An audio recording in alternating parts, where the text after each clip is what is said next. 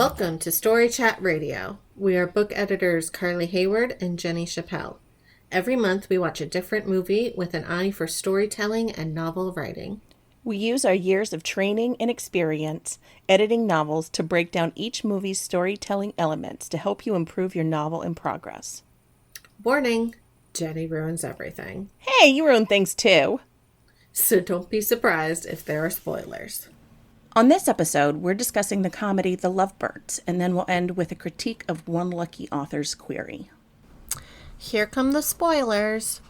Here's the summary of the movie. So, Gibran and Leilani are a bickering couple who have been together for 4 years.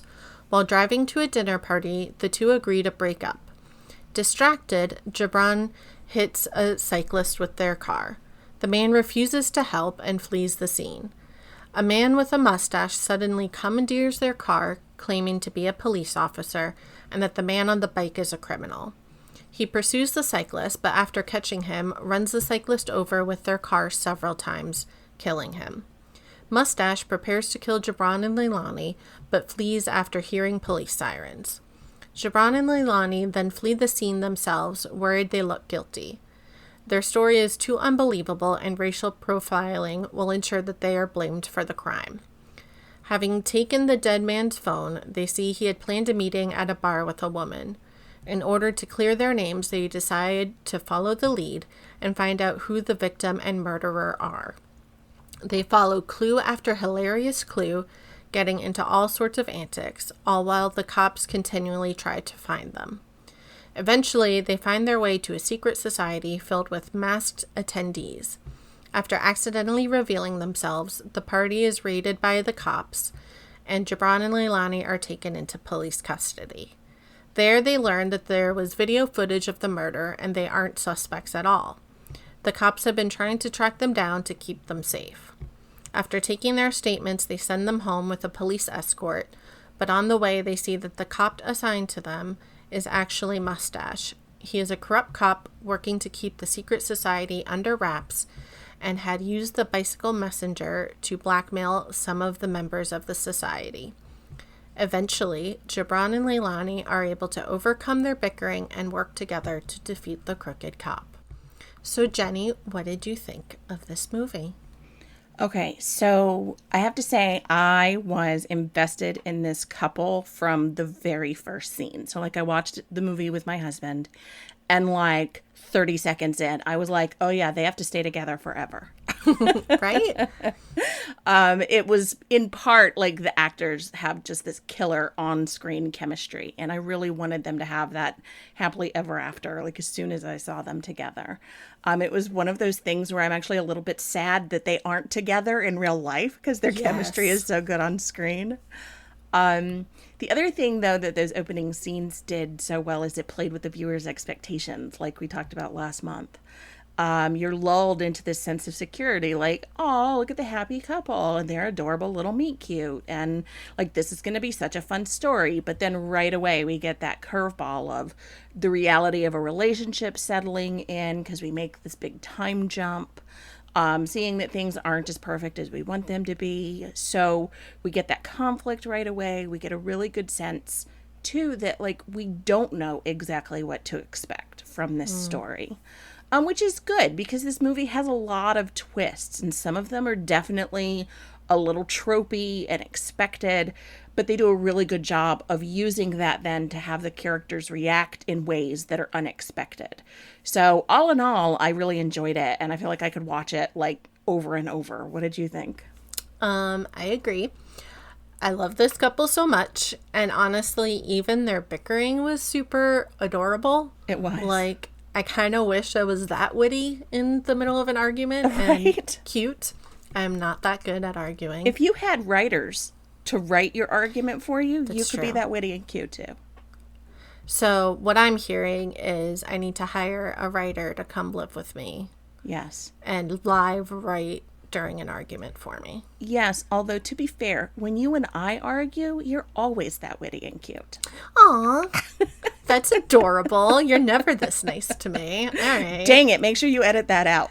I know. I don't know what to do with this. Anyway, I haven't laughed that much at a movie in a while. I feel like good comedies have become really few and far between lately. I'm not really sure why, but I don't know. Maybe it's just me. Maybe I'm no longer amused. I think that's by what anything. it is. Yeah, I'm turning into Queen Victoria, I guess. Yes. I don't know. Anyway, I too would watch it. I think this was my second time watching it, so I would definitely watch it another time for sure. And I agree, though, that a lot of the twists were a little tropey and some of them were expected, but I think they were pulled off in refreshing ways that made them really enjoyable again. It somehow made a movie that's like definitely been done before. Yes. Refreshing and hilarious and enjoyable. I know it's a bit of a slapstick comedy, and maybe that doesn't seem like the most writerly movie for us to choose for this podcast, but I do think you can learn a lot from it. So, Jenny, as always, what did this movie do that writers can learn from? So I think it's important to recognize that you can learn storytelling from like all different kinds of stories. I think thinking like we can only discuss like Oscar winning films is a little bit like saying like the only books that tell good stories are literary fiction. You know? Agreed. Yes. So any movie that's entertaining is like, it's like writing genre fiction, commercial fiction that can sometimes, you know, in certain circles, it like leaves a bad taste in people's mouth, but it's the vast majority of what is sold and what is written. So I think that's really important to think about too. Genre fiction is my favorite anyway. Yeah, me too. So when we first talked about this, we were just chatting about it in Slack. You had this great idea when we were like, had just watched the movie, which is that because we only get to see what's happening to Gibran and Leilani. So there's this limited point of view, which allows for a lot of assumptions to be made. And in this case, most of them are wrong. And that's where the story really comes from. I mean, it's almost Pride and Prejudice, right? Like all these characters have their own point of view. They're only seeing the world from their perspective.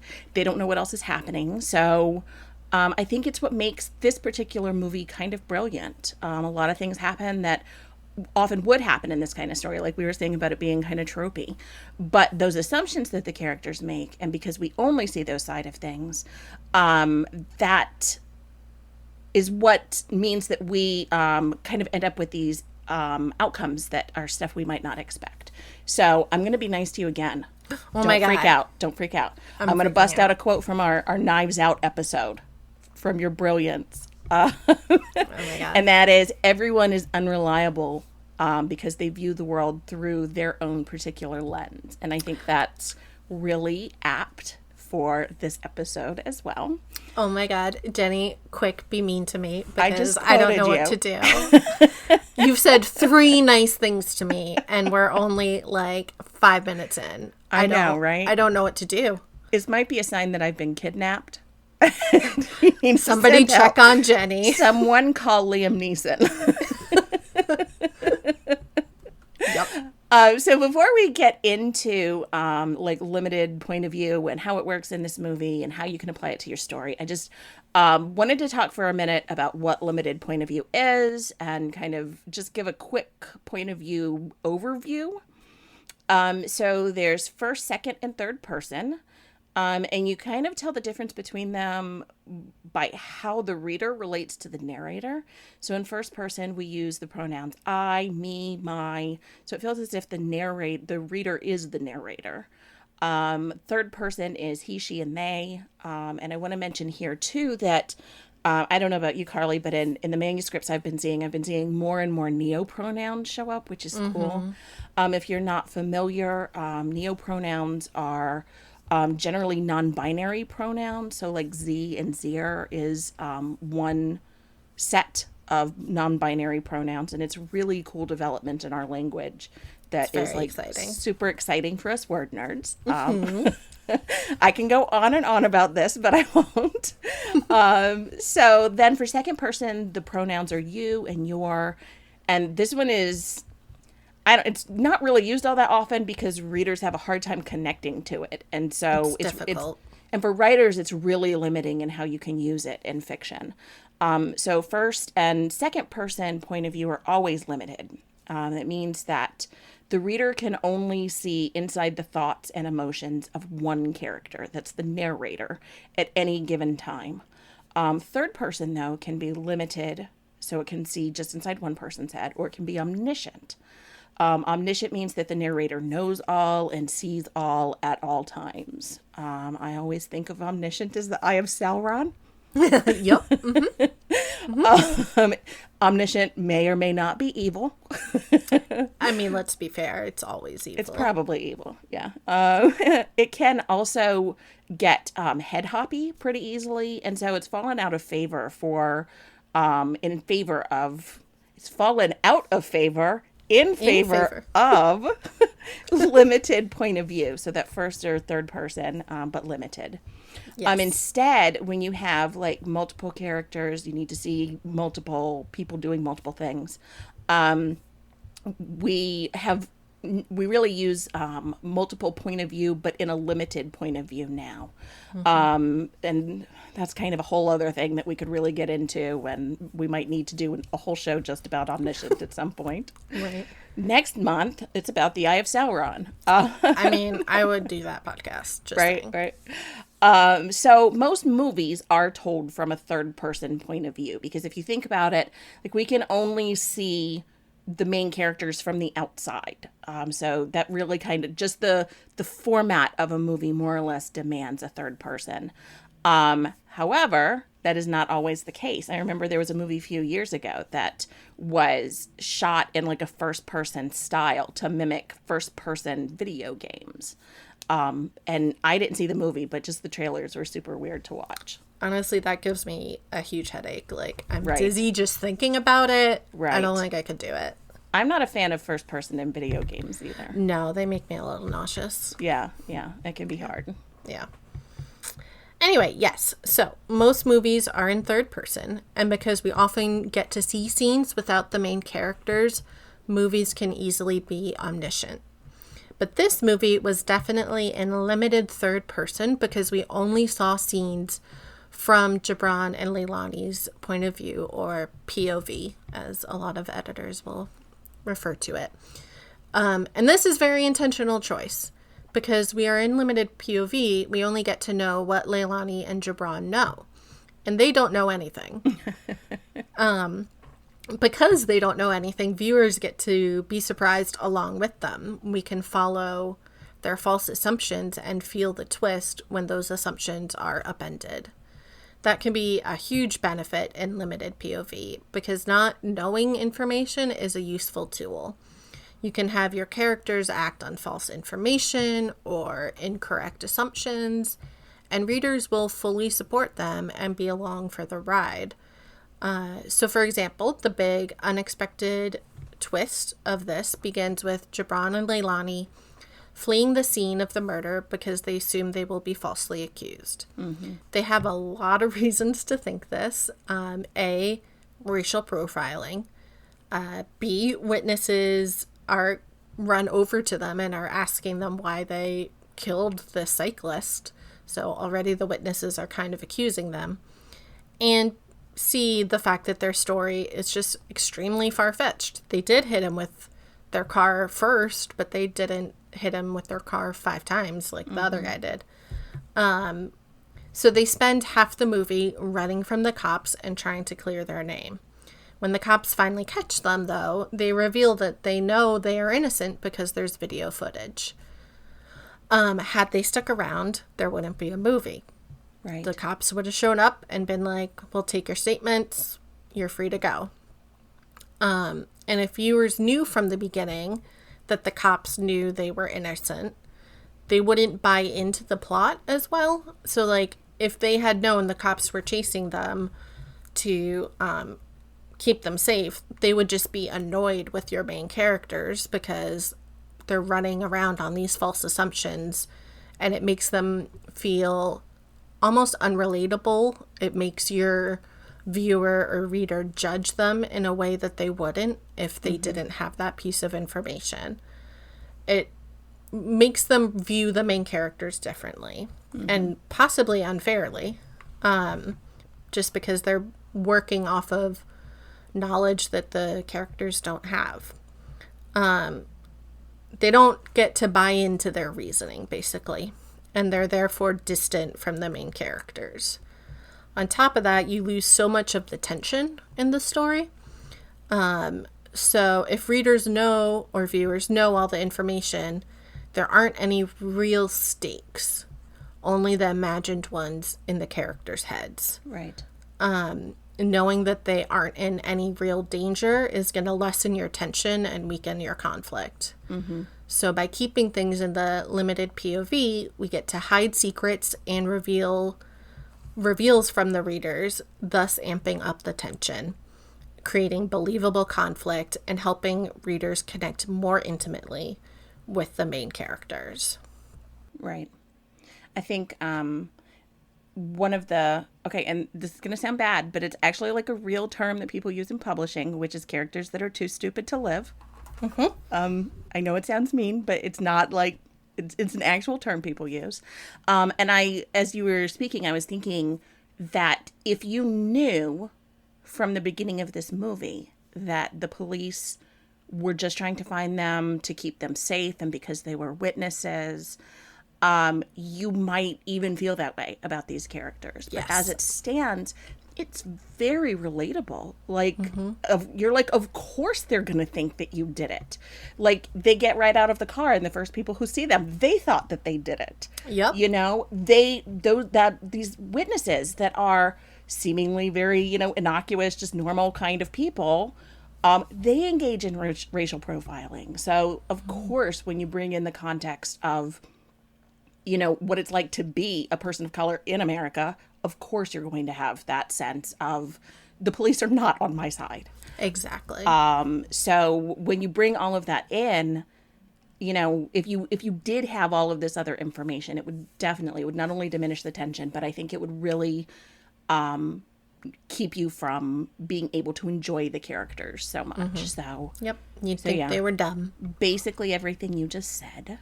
Yeah. I just wanted to say too stupid to live. I mean, yes. That's what it was. I think actually you just want to compliment me again. But, no. No. That's not happening anymore.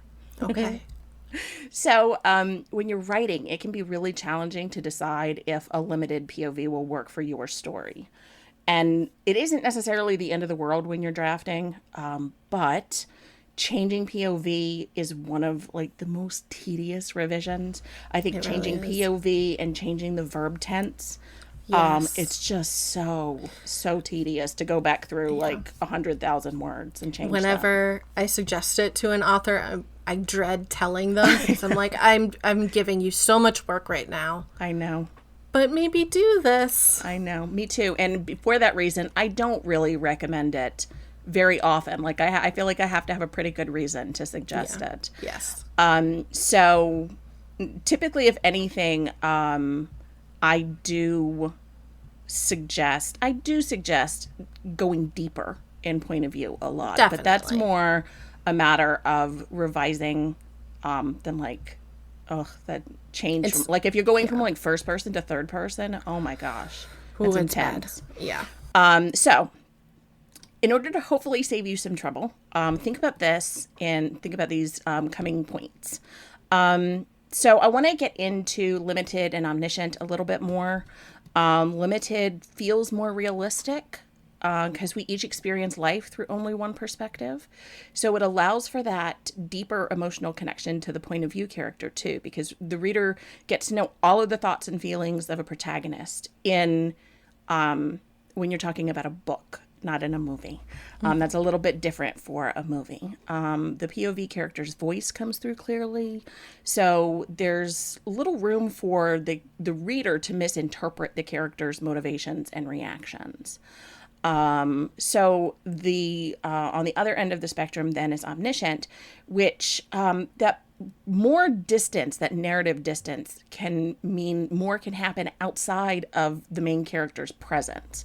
And that sometimes allows for a broader scope for the story, which is why I think the stories that we most often see in omniscient point of view are like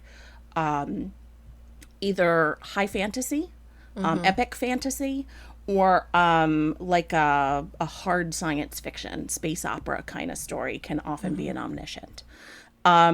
It can be less confusing for readers if you have like a lot of different characters. It can be less confusing to write that in omniscient because you're not actually like getting in and out of different characters' heads. You only have the one narrator because it's omniscient.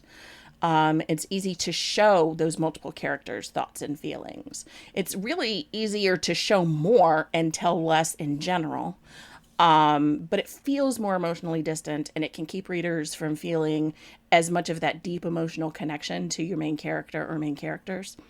It's also easy to info dump, like especially having too much exposition.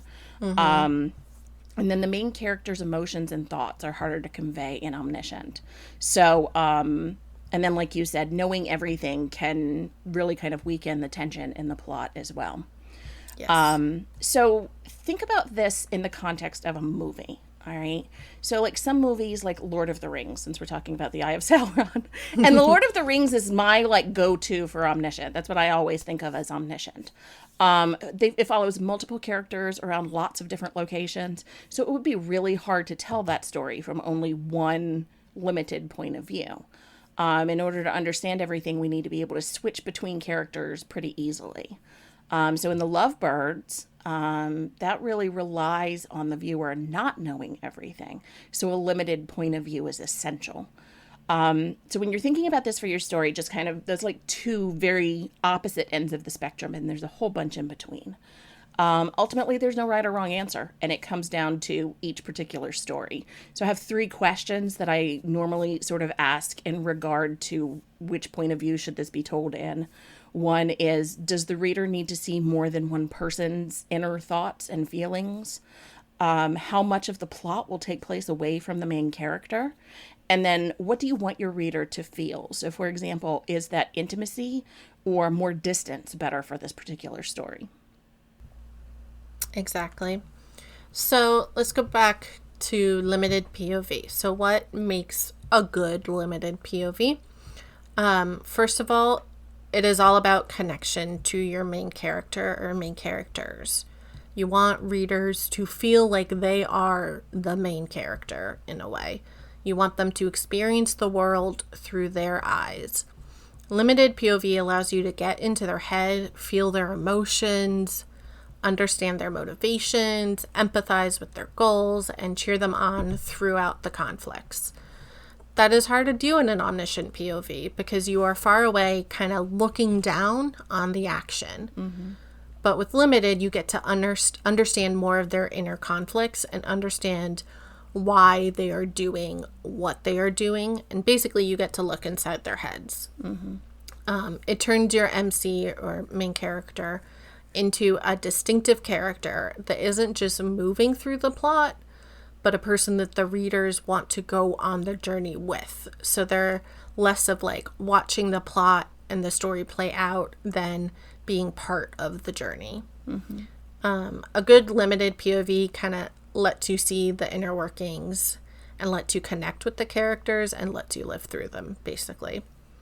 The next thing that makes a good POV, limited POV, is tension and keeping secrets. Basically what this movie does really well.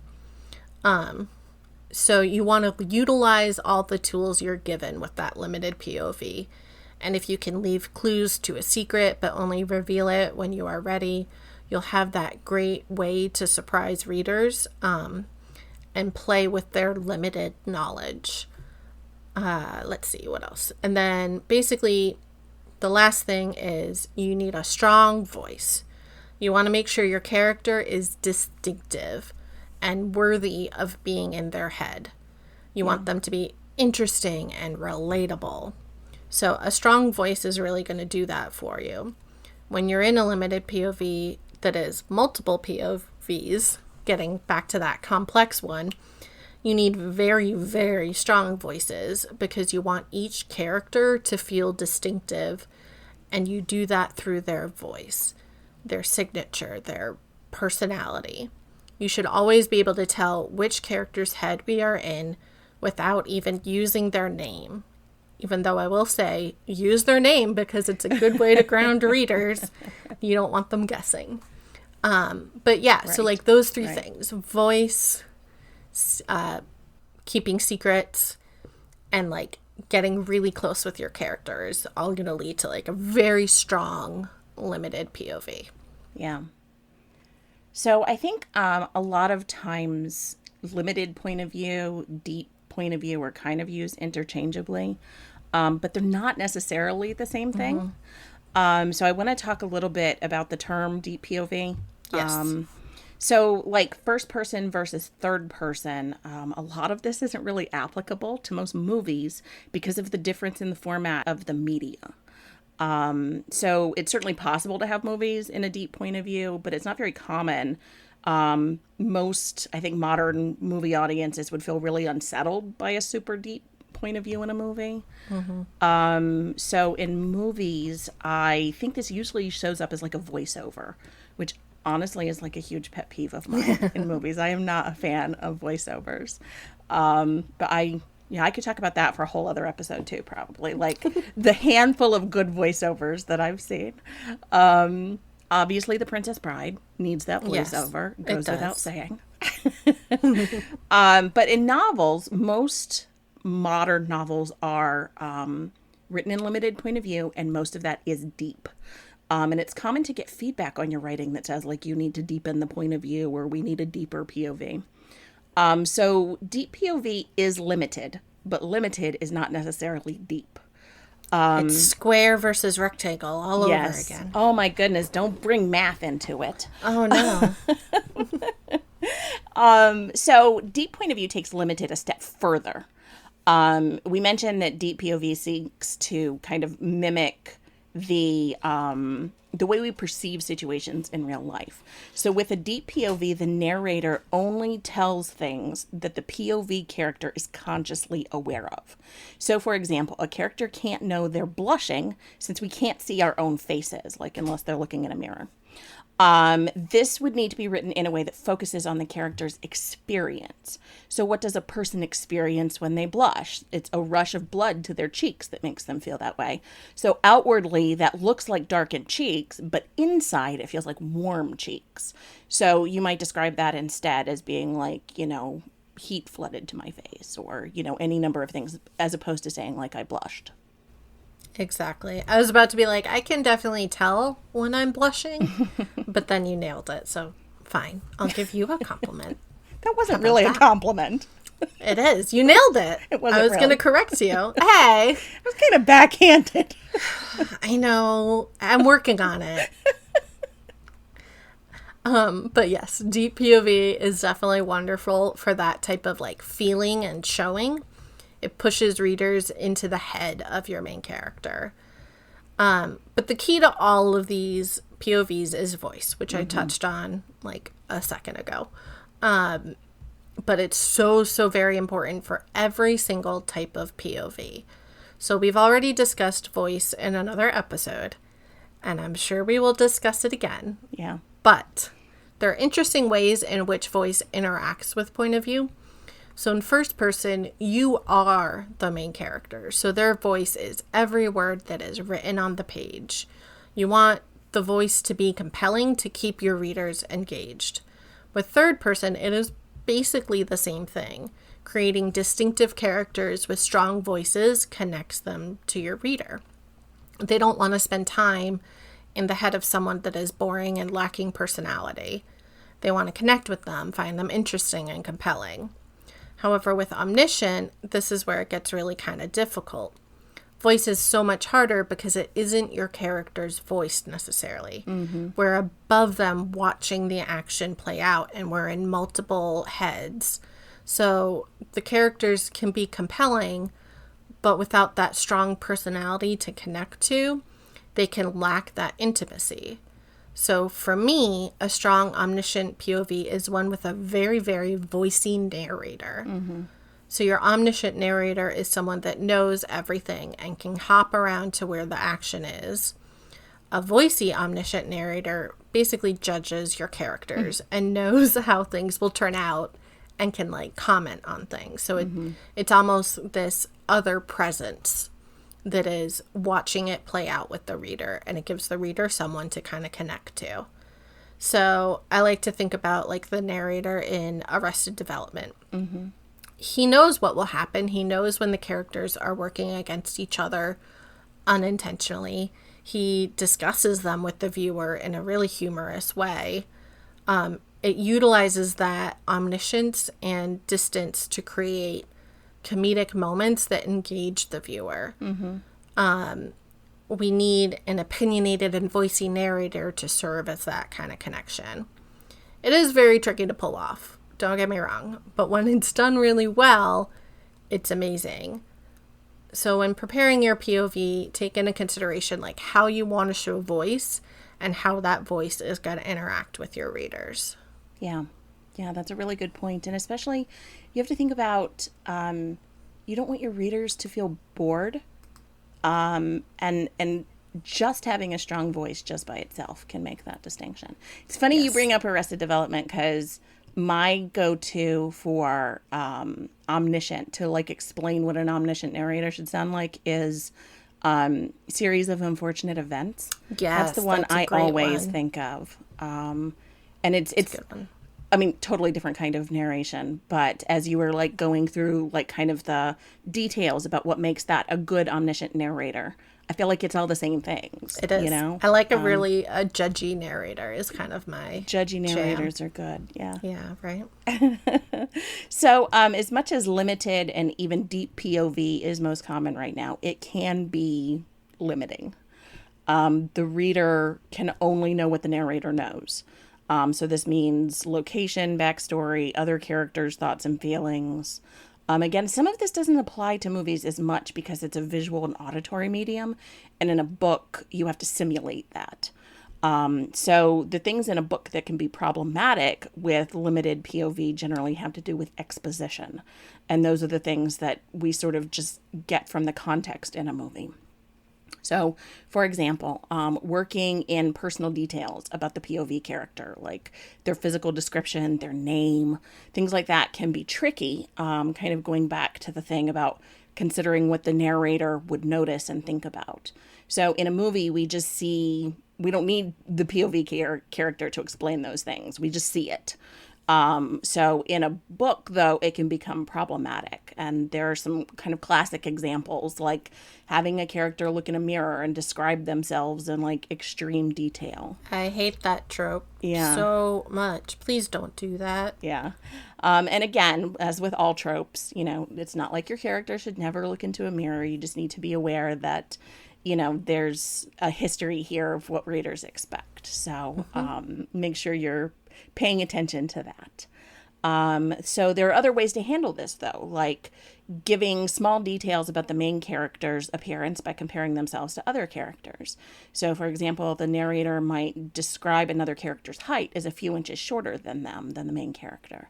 And then you can throw in some voice like, but then again, most people were. Something like that to give more weight to that comparison. Another problem is the larger amount of introspection can lead to too much telling rather than showing. And that can always be a tricky balance as well. Switching character point of view can be confusing for readers too, especially if that's in first person. Personally, I find it really jarring to switch point of view characters in first person. And I do too. Typically recommend that if you're going to write multiple point of view characters, that you should write in third person instead. Yes.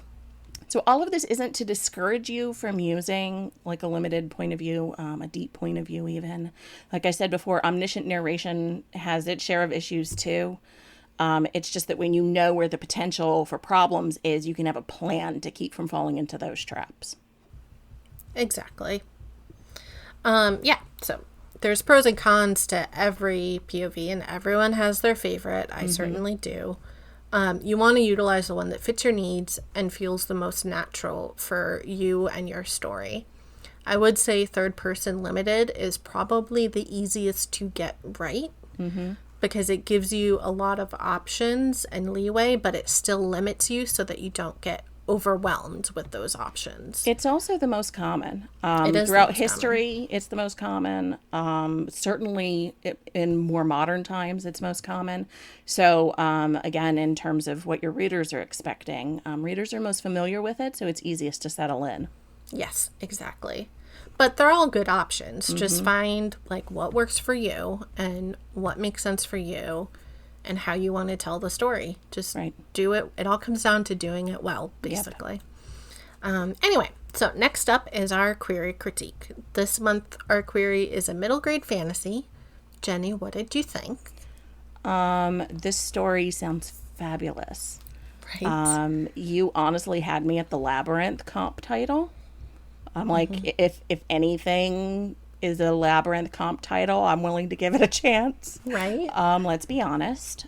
So overall, this query is already pretty strong. But you really need some more detail. So the good news is that you're on the low end of kind of that sweet spot for word count for a query letter. So you still have plenty of space to add. Specifically, I would recommend giving a little more detail about the allies that your main character makes, and then how she'll have to face her like emotional wound, her inner demons, in order to resolve the plot, to like overcome the obstacles in her way. Couple of little tweaks though, and I think this query will be really great. I agree. The only thing I thought was missing was some of that detail. I wanted to kind of know the characters that the main character comes into contact with. I wanted a little more about the relationships she builds and the ones she's trying to save, basically. Giving us a little more intimacy will polish the query up and help us kind of get those internal stakes. I do want to say, though, when we get a query, we don't know anything about an author's background. But just as a general note to all authors, be sure that you are the one that should tell this story. That's very important when it comes to writing.